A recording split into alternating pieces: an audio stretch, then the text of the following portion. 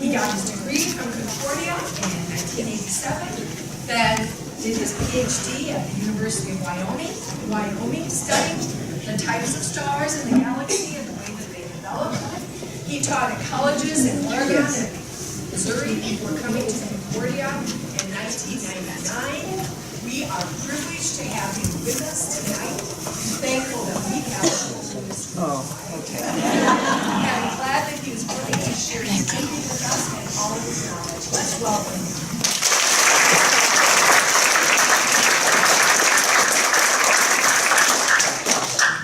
Thank you. When they asked me to come to the library and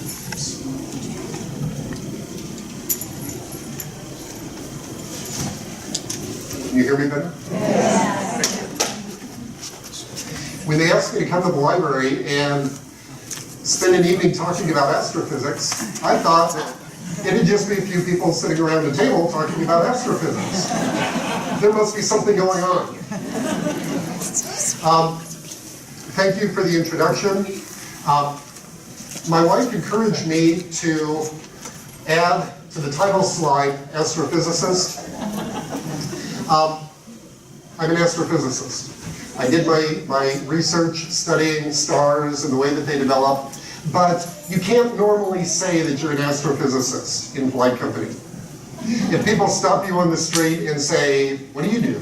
And you say, I'm an astrophysicist, they walk away. This is the one time when it's cool to be an astrophysicist. So I'm going to take advantage of it. So, there's an eclipse on Monday. What I want to talk about is what all is going to happen, what an eclipse is, how it works, a little bit of the science behind it, but don't worry, there's not too much math. A little bit of the history and why we care about eclipses, and then what to expect and how to get the most out of viewing the eclipse on Monday. So, what is an eclipse? An eclipse is what happens when, well, a solar eclipse is what happens when the moon comes between the Earth and the sun and blocks the view of the sun from the Earth. A lunar eclipse is when the Earth is between the moon and the sun, and so we can't see the view of the moon. And as the joke goes, when the sun is between the Earth and the moon, that's an apocalypse. So this picture is not to scale at all, but the sun shines light toward the Earth, and when the moon gets here, these people can't see the sun. There are all sorts of fancy terms. So the shadow that the moon casts on the Earth is called the umbra, and when part of the sun is blocked from the perspective of a person on Earth, when you're looking toward the sun and the moon is partly blocking it, you're in what's called the penumbra, the partial shadow. But it makes a lot more sense to me to think of what you see from standing on the Earth, which is what we're used to. Either you see the moon not blocking the sun at all, in which case it's just a normal day. You might see the moon blocking part of the Earth or part of the sun, in which case you're in the penumbra and you're seeing a partial solar eclipse. Or on those rare occasions like Monday, you'll see the sun entirely blocked by the moon, and that's when you're in the penumbra. So, how does this all work? The sun is 400 times bigger across than the moon is. The sun is about 100 times bigger across than the Earth, much larger. But it's also a lot further away. And as it happens, it's also right about 400 times further away from the Earth than the moon is. So the sun is 400 times bigger, but it's 400 times further away. And that means that by happy coincidence, the sun and the moon appear to be just about the same size to us on the Earth. Now, on August 21st, the sun will actually be about 412 times further away from the Earth than the moon is. And so the sun will look a little tiny bit smaller than the Earth, than the moon, excuse me. 3%. You wouldn't be able to notice it by just looking at them. Hi, upstairs. We were talking about eclipses, and hopefully you gleaned from the slides that a total solar eclipse is when the moon is between the Earth and the sun, and in particular when it's exactly lined up.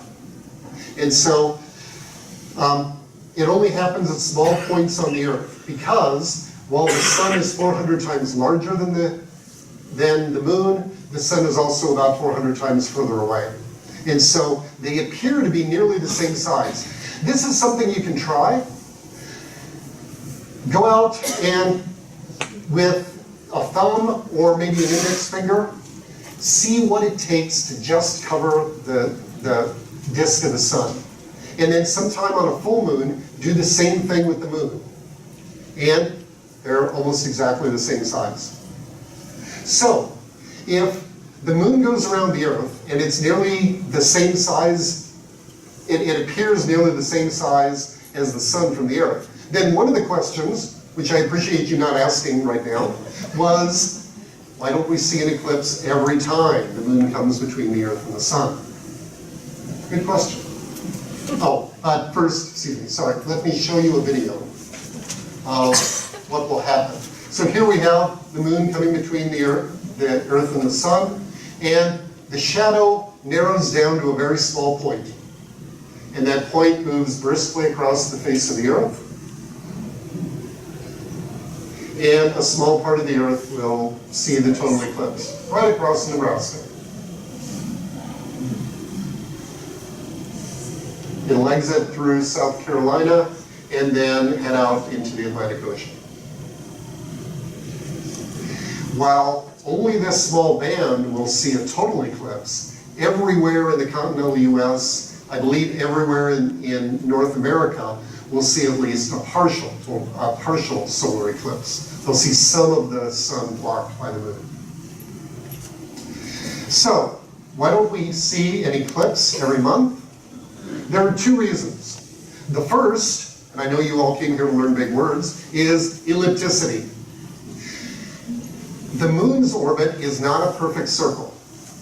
It's elliptical. An ellipse is sort of like a squashed circle, like somebody sat on a circle. So this is a very exaggerated drawing. It's larger across this way than it is across this way.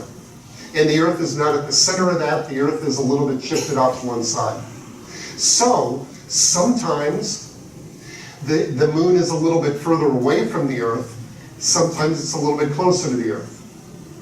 When the moon is closer to the Earth, it's going to look bigger to us. When the moon is further away from the Earth, it's going to look smaller. The sun stays nearly the same distance away all the time, but the moon gets a little bit closer and a little bit further away. Remember, they're nearly the same size as we see them. So, when the moon is a little bit too far away, when the moon is out here, it looks a little bit smaller, and it doesn't quite cover the whole sun. In order to see a total solar eclipse, we need the moon near this part of the orbit, where it's a little bit closer, and it's big enough, as appeared from the Earth, to completely cover the disk of the sun. It turns out that that 400 number is very close, and you can see that the way that the Earth is offset, the moon spends further in its orbit. It spends more time in its orbit a little bit further away from the Earth. So most of the time, the moon appears just a little bit smaller than the sun does. It's only on this part of the orbit that we can get a total solar eclipse. So that's one reason. And this is the difference between the two. You would never be able to notice with your naked eye going out and looking at a full moon and say, oh, the moon is further away, it looks smaller, or the moon is nearer, it looks bigger. This is a very small difference between the two. But when you put the two next to each other, you can see that there's a difference. So that's one reason. In order to see a total solar eclipse, the moon has to be on the near side of its orbit. This is called apogee, this is called perigee. So the moon has to be near perigee. The second reason we don't see an eclipse every month is that as the moon goes around the Earth, the orbit that it takes is tilted compared to the Earth's orbit around the sun. And so this red line is the Earth's path around the sun. The white line is the moon's path around the Earth. It's tilted. And so sometimes the moon will be a little bit lower, and the shadow that it casts will fall underneath the Earth. Sometimes the moon will be a little bit higher, and the shadow that it casts will be above the Earth. The place where the moon's orbit is exactly in the same line as the Earth's orbit is called a node. And so in order for us to see a total eclipse on the Earth, the moon has to be near one of its nodes. That is, it has to be pretty much in the middle of its orbit. It can't be too high, it can't be too low. So, in order to see a total eclipse, three things have to happen. The moon has to be between the sun and the Earth. That's a full moon. That has to happen when the moon is on the part of its orbit where it's closest to Earth. And that has to happen when the moon is, when the moon is on the part of its orbit where it's lined up with the line between the Earth and the sun. All three of those things have to happen in order for a total solar eclipse to be seen on the Earth. That's why it's pretty uncommon. This movie will show a little bit of that. Here's the moon going around. The blue thing is a circle. You can see that the moon's orbit is a little bit elongated. And so here, the shadow just hits the Earth, but wait a minute, it's down below the Earth's plane, and so the shadow missed us.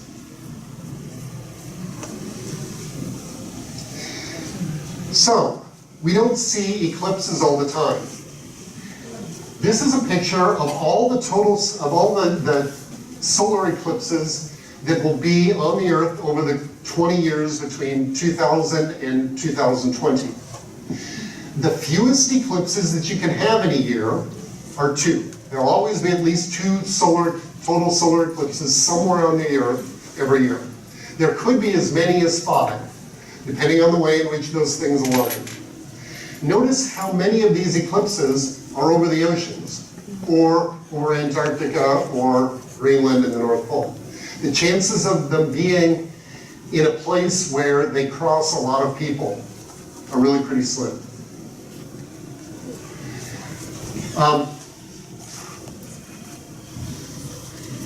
So the last one, and they're even more uncommon at a particular place. They'll happen somewhere on the Earth a couple times a year. But the question is, will they happen where you are? On average, any particular spot on the Earth will see a total solar eclipse about once every 347 years. But that's on average. It varies wildly. The last total solar eclipse in Seward was April 22nd, 1194.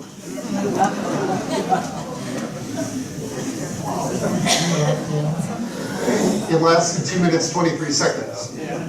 The next total solar eclipse in Seward will happen in 2245. May 26th. At 8:35 a.m. though, it's going to be pretty early. The sun's going to be pretty low on the horizon, and it's only 1 minute 7 seconds long. So, they're really pretty uncommon, and they're really pretty exciting. Now, why do we really care about eclipses besides the fact that they're uncommon? Well, historically, an eclipse was taken to be a sign or a portent. I mean, you can imagine, you're going about doing your normal everyday life, nothing seems different, and all of a sudden, it gets completely dark. What a shock. So, the earliest written record, as I mentioned earlier, is Shu Cheng in 2134 BC, who wrote "The sun and moon did not meet harmoniously." The Greek astronomer Thales of Miletus predicted a total solar eclipse in 585 BC. And when it happened during a war between the Medes and the Lydians. And when it occurred, it was during the battle, and they took it as a sign. They laid down their weapons and declared peace. So,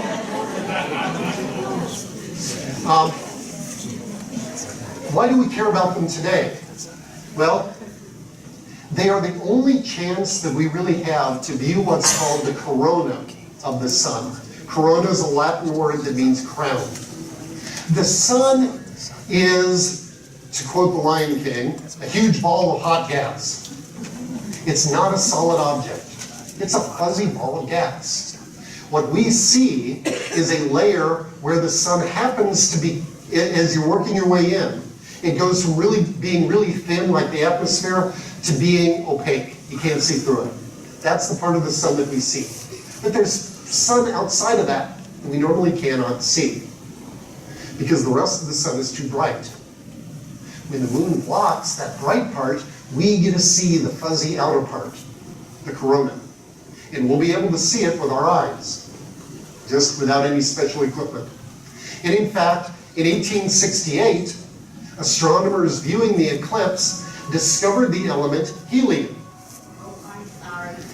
Helium is a fairly rare element on the Earth. It's made in radioactive decays deep in the crust of the Earth, and it escapes from the Earth's atmosphere fairly rapidly. So it was completely unknown on the Earth. And it was discovered on the sun during a total solar eclipse in 1868, and then subsequently found on the Earth. The root word for helium is helios, which is the sun. Another thing that it's been used for was the first test of general relativity. When Einstein wrote his paper on general relativity in the 1920s, he predicted something about the way that Mercury would appear to be located in the sky. And shortly afterward, there happened to be a total solar eclipse in South Africa, and some astronomers went down there and verified Einstein's predictions. So it's a way to see some things that you can't usually see. There are a lot of people interested in it today to see how animals behave and insects behave. Sometimes birds will start their evening chirping and going to bed. Occasionally you'll hear of cows starting to work their way home. People would like to know whether that happens, to know how animals deal with time, how time passes for animals. So normally the sun looks like this, maybe an occasional sunspot, but a round orange ball. But when the moon is blocking it, look what you can see. All of this stuff out here is the corona. And in fact, look at these little pink things on the edge of the moon. Those are called solar prominences. They're huge eruptions of gas, hot gas coming from the surface of the sun. Each one of these pink things is taller than the entire Earth. And they're pink, they're fairly hot. They're very difficult to see from the Earth. You need special cameras if you're looking at this. We might be able to see them here in Seward. That's kind of cool. So, the Great American Eclipse of 2017 will begin way out in the Pacific Ocean. It'll cross from Oregon all the way across the US and exit in South Carolina. It's very uncommon for an eclipse to cross all the way from coast to coast and for so much of the nation to be able to see it. Viewed from the whole hemisphere, you can see it starts out here, ends way out here. Notice these lines. Most everybody in the United States is going to see at least 3/4 of the disk of the sun covered. And everybody's going to see at least 1/4 of it covered. But there is a huge difference between seeing 99% of the sun covered and seeing all of the sun covered. And so that's why everybody's so excited to be right here in Seward. So our eclipse begins way out here in northwestern Nebraska. It goes across, exits near Falls City, The band from top to bottom is about 70 miles wide. The shadow will be moving at almost 1,600 miles an hour as it crosses Nebraska. Okay. Seward is right here. This is actually the town of Seward. See how close we are, right up here. David City, nope. I haven't checked, but I'm not sure if B is in it. They may very well not be. So, we're pretty fortunate. It'll cross the state in just under 18 minutes.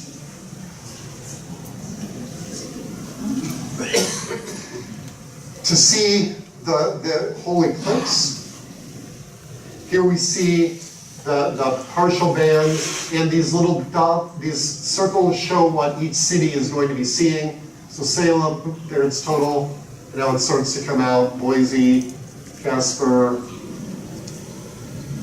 Omaha, doesn't quite get it. That thing is more for Lincoln.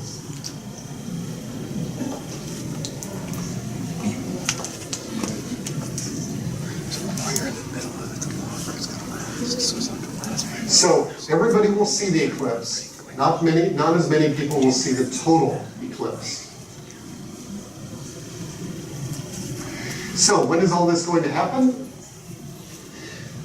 We talk about different parts of an eclipse. First contact. The dark circle is the moon, the yellow one is the sun. When the moon first touches the sun, that's called first contact. That will occur at 11:36 a.m. here in Seward. Then, second contact is really where, this doesn't show it all that well, but where we first hit totality, where the moon finally crosses the whole disk of the sun. That happens at 1:01 p.m. Third contact, because remember that the moon will look to be about 3% bigger than the sun. There's a short time while it's crossing. When the moon when we can first start to see the edge of the sun coming out, that's third contact. That happens a minute and a half later. And then fourth contact, where the partial eclipse ends, happens at 2:29. So there's nearly an hour and a half of buildup. We're seeing less and less of the sun. The bite taken out of the sun gets bigger and bigger and bigger, and everybody gets excited. But you're not going to stare at it for an hour and a half straight. But once we get from contact 2 to contact 3, the full eclipse, that's when you're going to be watching. And here at the library, we get 1:35 of totality. I live up by Plum Creek Park. My house gets 1:30 seconds. Because remember, we're just on the edge of it, and it falls off pretty rapidly. So, what are we going to see? That's what everybody wants to know. So, people tend to try and practice things. First, they'll try and see the first contact. Okay, can I make out where things are happening? Can I see the sun? You'll be surprised how hard it is to find the sun with those glasses on. Because everything is dark and the sun is not bright. So you want to practice. And you'll see a slow bite taken out of the sun.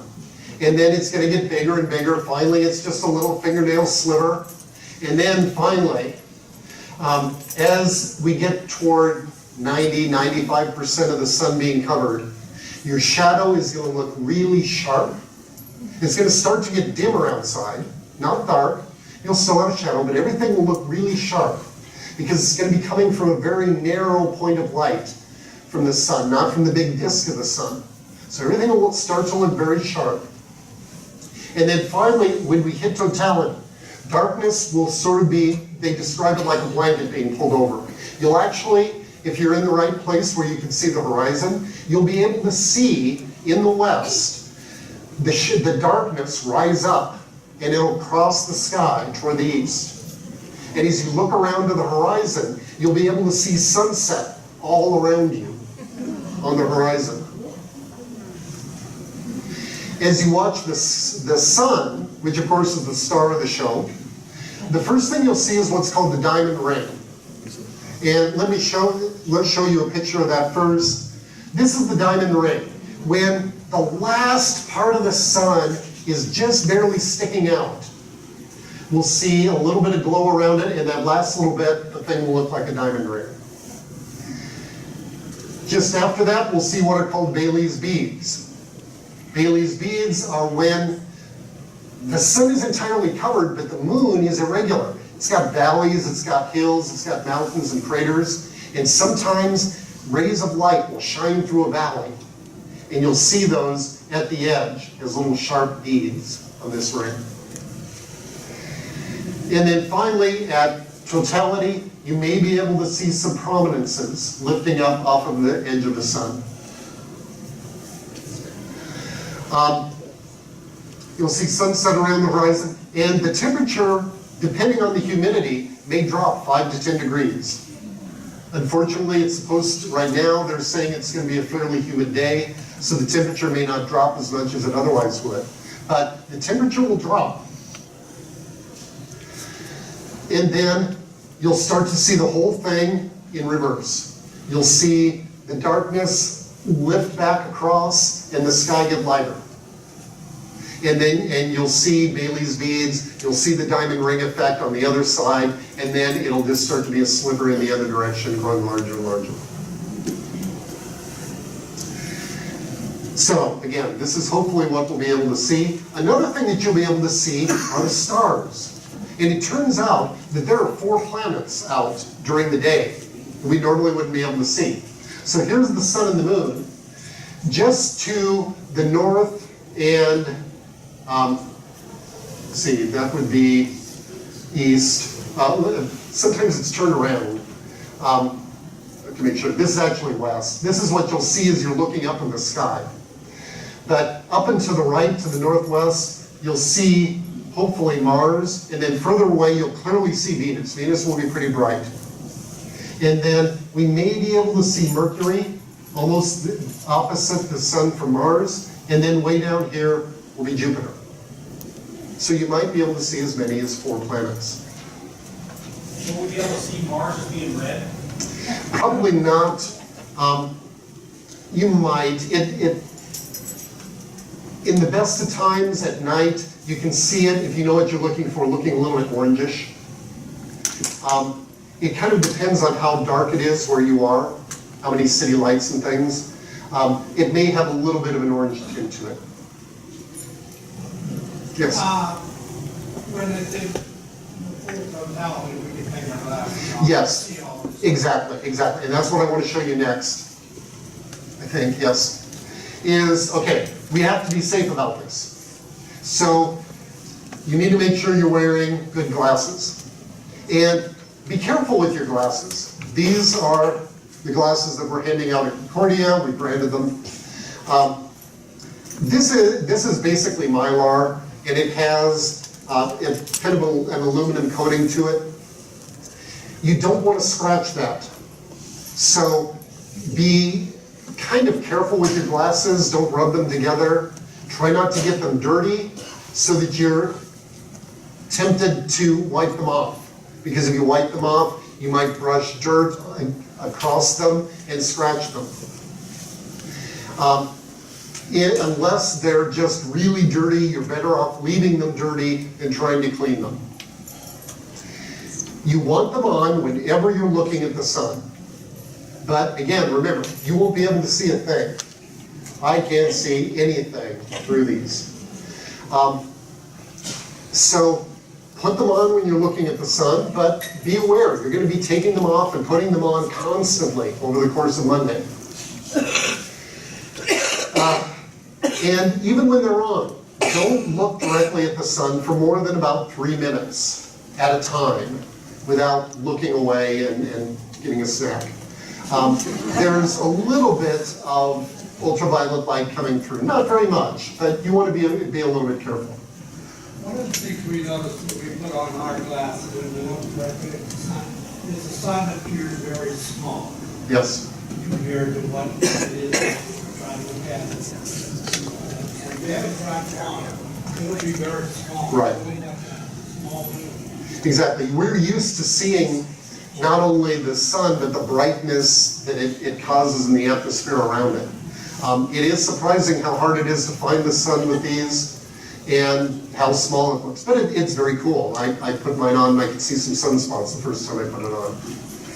You want to make sure that you're wearing your glasses during the entire partial eclipse and even during the diamond ring. It's only when you hear somebody announce or see for yourself that you have a total eclipse that it's safe to look at the sun with your glasses off.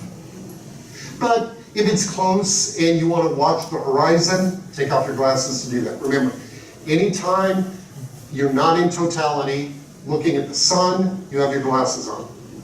But if you're looking at other things, take your glasses off. Never drive with these.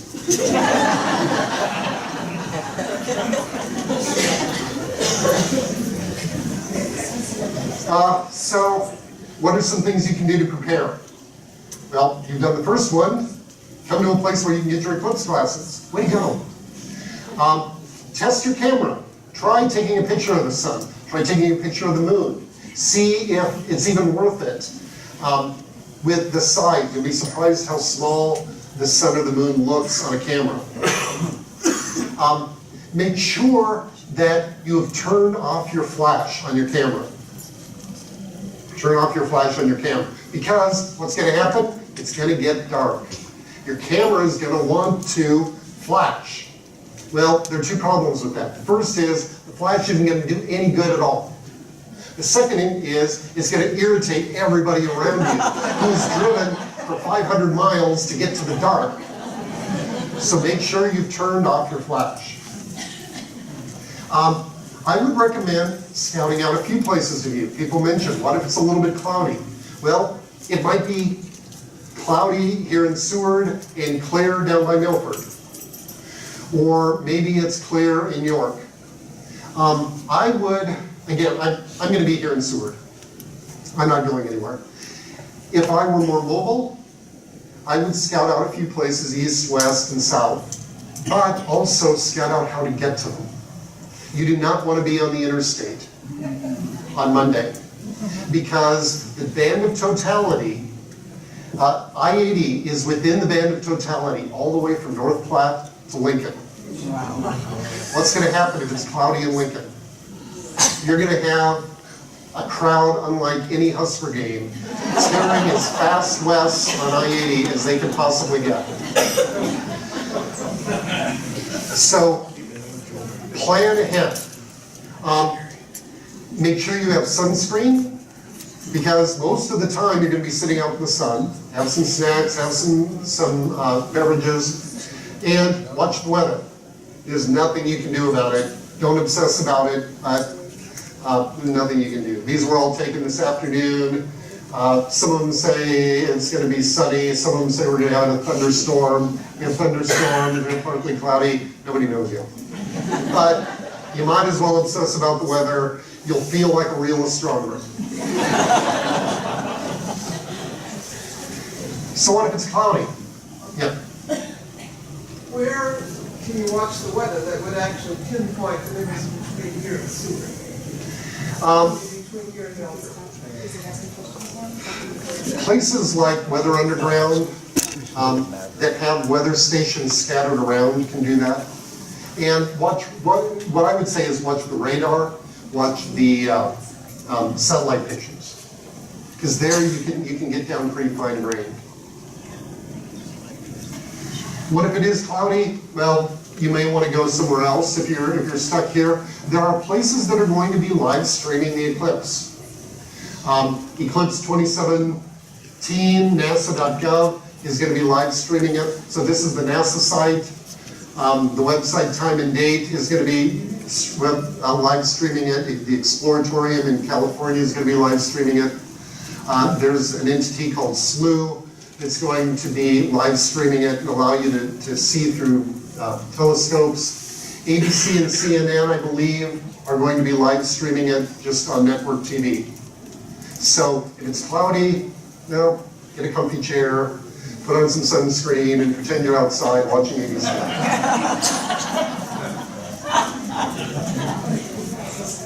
And you can also prepare for April 8th, 2024. That's the next total eclipse on the US. Here's the one we're talking about now. 2024 is going to go diagonally north and south. Through Texas, a little bit of Illinois, Indiana, Ohio, and then right along the Great Lakes and out through Maine. How much will that cover going east and west? This one, well, you can see this band is the band of totality. So it won't hit Nebraska. Notice that it is wider than this one. I believe that the maximum on our eclipse is 2 minutes 38 seconds, and the maximum in 2024 is significantly over 4 minutes. It's 4 minutes and 20 seconds or something like that. So, and look at this. There's a place in southwestern Illinois that gets both of them. I have it on pretty good authority that they've been building hotels there. Yes. They know, but I don't, well, and it depends on where along the track you want to go. I don't know that I would go to southern Illinois if I were looking for it. Yeah. Because so many people are going to either have seen this and gotten really excited and become eclipse hunters, or they will have missed it and said, oh, no, going to happen to me twice. So most hotels in Nebraska were booked the better part of 6 months ago, within the band at least. So yeah, I mean, if you do decide to do this, I would book early. Is Nebraska the longest state? I think Wyoming probably gets a longer path through it than Nebraska, but it has to be pretty close. I think overall the best weather is probably in eastern Oregon, but it's also early in the morning, so you don't get quite the horizon effects that you might. So some readings. If you just search for eclipse, one of the first things that comes up is the NASA site, which is Eclipse 2017. There is a really good description at eclipse2017.org. It's under the Prepare tab, and then What Will I See? And it's really well written by somebody who has experienced one, and you'll really get a sense of what it's like to be in there and the excitement and passion that it engenders. NASA, this is their one go-to site for all things eclipse. Eclipsewise.com, if you really want to get into the nuts and bolts, is a really good technical site. And then again, as I mentioned, eclipse2017.org.